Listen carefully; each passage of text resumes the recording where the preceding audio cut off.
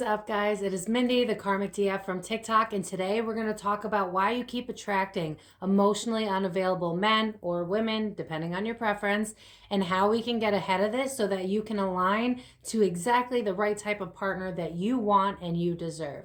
So as always, if you like this video or if you'd like to watch more of these videos in the future, please like, comment, share, and subscribe, and let's get into it. I'm going to start by calling us all out, and then I'm going to get to how we fix this, okay?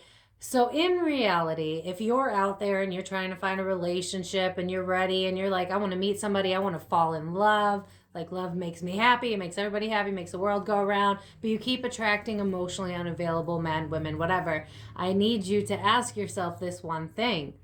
Are you emotionally available? And really sit with that, because honestly, the answer is probably no, not entirely. There are things inside of you that you still feel are not good enough, are fragile, are things that you're not ready to speak on. You still have this wall and guard up, and the universe only knows how to give you what you reflect to the universe. So if you aren't ready for a relationship deep down, even though you want it, you're going to get that same type of energy from spouses that you keep attracting. So you'll probably get somebody that also thinks they kind of want a relationship, but they're not quite ready, right? Like they just want to be friends, see where it goes. We've heard that fucking enough, you know what I mean?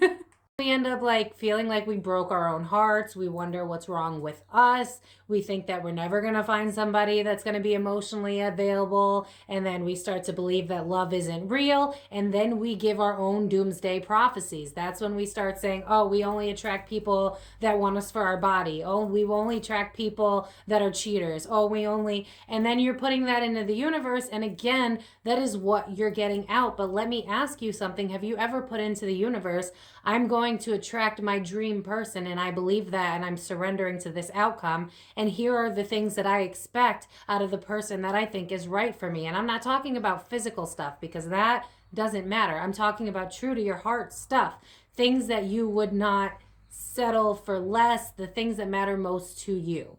More often than not, and you have to admit it, more often than not, we end up getting really lonely, and then we think, oh, love is never going to happen, and then we push our standards just a little bit. Like we had our standards up to here, but now we don't think that's realistic. And so we bring it down to here, and then we bring it down to here. And then we watch society and we see how society's doing with relationships. And by the way, fucking shit show, because nobody knows how to be vulnerable. So then that's how we're taught that that's okay. And then we watch our friends stay in long-term relationships that should have ended years ago. And the cycle continues to perpetuate. And this is one of the many reasons that we attract emotionally unavailable people, is because it's all we know. And we are part of the problem because we are not emotionally available. And that is something that we need to focus on as well. And I have tips for that I've done that may help you as well. I also want to give you a little harsh truth, because I see this a lot with people on like TikTok and stuff, where it's like, say these affirmations and you'll get the love of your life. And you're like, I want love, and I'm putting into the universe that I want emotionally available men or women, you know, whatever with the genders, whoever you like is who you like. But I'm going to say men because that's my preference. When you do that, if you don't fully love yourself, you are still not going to attract fully emotionally available people, because you are always attracting a reflection of yourself to some extent. So if you're like doing those, you know, affirmations, meditations that are like, I'm going to attract me a man with a lot of money and emotionally available, and he loves me unconditionally, and blah, blah, blah, blah, blah. You might get a version of that, but in reality, you cannot attract that type of person, because that is not what your vortex is giving off. You are not giving off emotional availability, so you are not a match for that vibrational frequency. Do you see the problem with that? So we need to be honest with ourselves to a point where it kind of hurts, and this is where shadow work comes in, and journaling. And if you don't like journaling, get like a diary on your phone. Like, it's a lot easier. It's just like texting, and you only use it when you need to use it. But I ask you to consider and to write down a list of the things that you don't feel comfortable saying to a potential spouse, a potential partner. What are the things that you think that you lack inside of yourself that makes you not the best partner for someone else? So that when you are going on these dates and stuff and you're feeling like that tense, you know, and you're getting anxious and you're worried and all that stuff, these are all of these triggers coming up and they're trying to tell you something. Granted, on a date, not really the best time for that, you know, but it's a learning lesson. It's an experience, because what is your body trying to tell you? It's telling you, hey, I'm getting triggered because I don't feel safe because of this. Go home, figure out what this is and heal that, you know. And I'll give you some examples from my own diary. I never give advice that I don't take myself, so I do have a diary app, and I wrote why I'm not ready for a relationship. Because again, it's about being honest with yourself so that you can heal these things for good, so that you can attract the relationship that you believe you deserve. And of course, you deserve an unconditional, loving relationship. But sit with yourself and think about this, because think about the things that I've written. I'm afraid that I'll be judged. I'm afraid no one will want a work in progress or someone who's in a transitional phase in their life.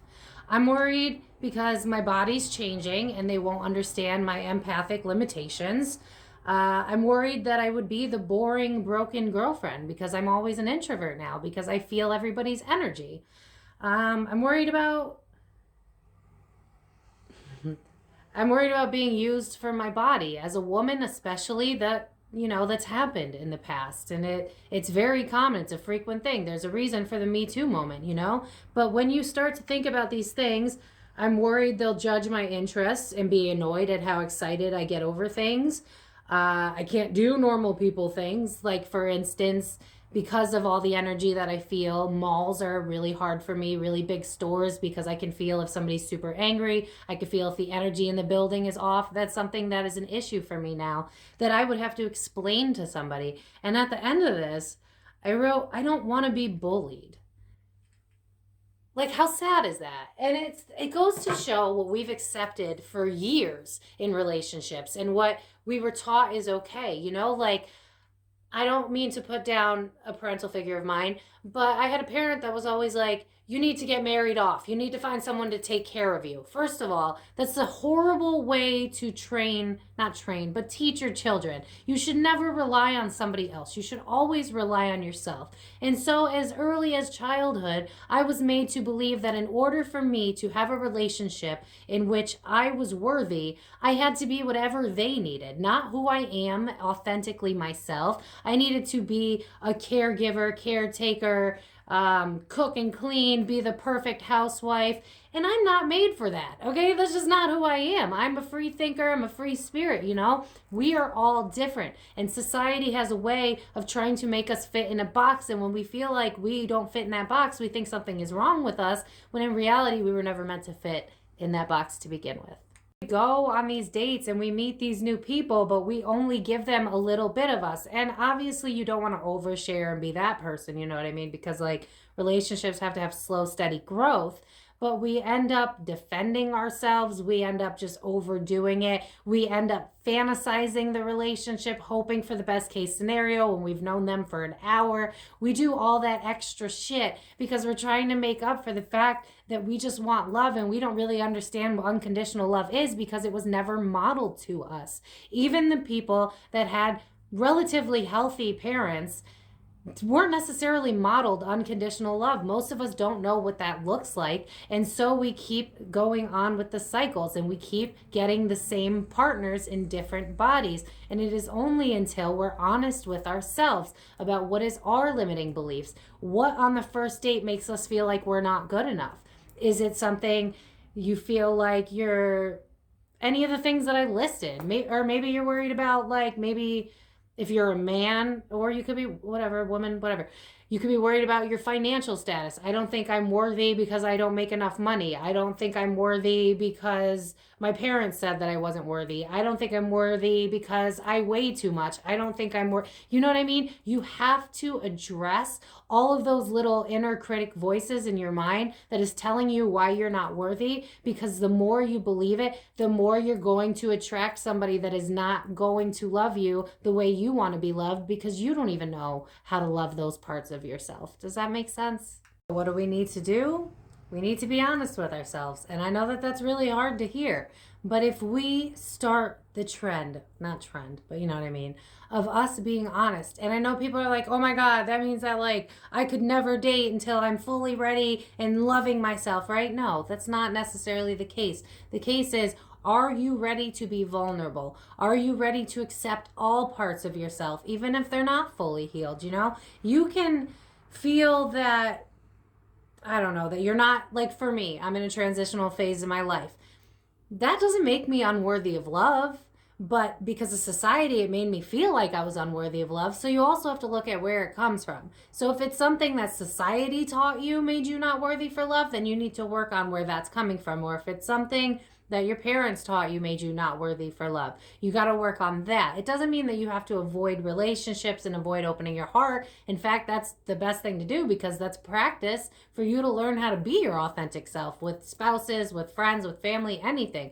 Because we've always been taught to fit in a societal box, and we were never meant to be that. And I know a lot of people are like, well, there's no emotionally available people out there. That's because we have all been taught to settle in relationships. Can you imagine? And I know everybody has seen it because of the great reset that we've been going through spiritually. A lot of relationships have been breaking up, especially the long-term ones. And you know why? Because they had to sit with each other during the lockdown and realize that they weren't compatible. So I hate to say it, but there's a chance that your spouse is just stuck with the wrong person and they're not ready to leave yet because they don't believe, just like you, that there's better out there for them. So why don't you start that change? Why don't you believe in more? Start healing yourself, because remember, as you change your vibration into a healthy person, into a healthy version of yourself, into accepting the version of you that is right now, and loving that version of you that is right now,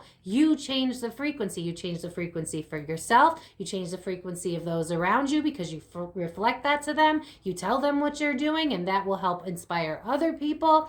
And then as soon as you know, you'll be in a relationship with somebody that fits you, because you've surrendered and you've let yourself be yourself and stop feeling the shame that society has taught you to feel. That is our biggest issue. If you don't feel that you deserve it deep down in your core, then you are never going to get it, or you're going to get a version of it that's not good enough. And then you're going to make excuses for the not good enough because you think that's the best you can get. And it is a constant cycle that we always continue to do. And right now in this world where we are at, we have a chance to actually heal, raise our vibrations as a whole, and connect to people that we were truly meant to connect with, because we are all, seemingly the collective, is on a healing journey right now. So let's do our best to heal ourselves as well. I'm going to leave it at that. Whatever it is that comes into your mind when I say, you know, what is it that makes you believe you're not worthy of love? I want you to journal that, to write that down, to look at it, to see it, because then you can see, oh, this came from this place, and this came from this person, and this came from, and you'll notice that all of these beliefs are bullshit more often than not. There isn't anything about you that is unlovable, unless you're a toxic person. If you're a toxic person, you should not be in a relationship. You should be healing yourself, but you probably wouldn't have stumbled on my video if you were one of those people. So you're probably not. You're probably just somebody that has a really big heart, hasn't been modeled love, and is afraid of love because the love that they knew was conditional, and that shit hurts. And I totally get that.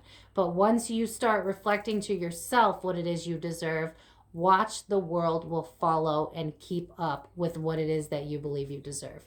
Because as you align to who you truly are and you own that shit, you're going to align to somebody else who is okay with who they are and who owns that shit.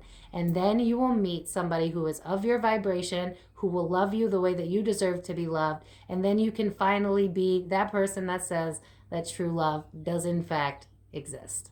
As always, if you guys have any questions, leave it down in the comments. I would love to hear from you guys. If you have any ideas for videos of things that you guys need help with, also leave that in the comments. I'd love to hear from you guys. And as always, just keep focusing on yourself. Keep loving yourself. You are so worthy of love. You are love. Keep being the best version of yourself. And I promise you, if you keep doing that inner work, your life is going to unfold into some form of magic that makes you happy. And I want that for you. I love you guys so much, and I will see you in the next video. Take care. Bye-bye.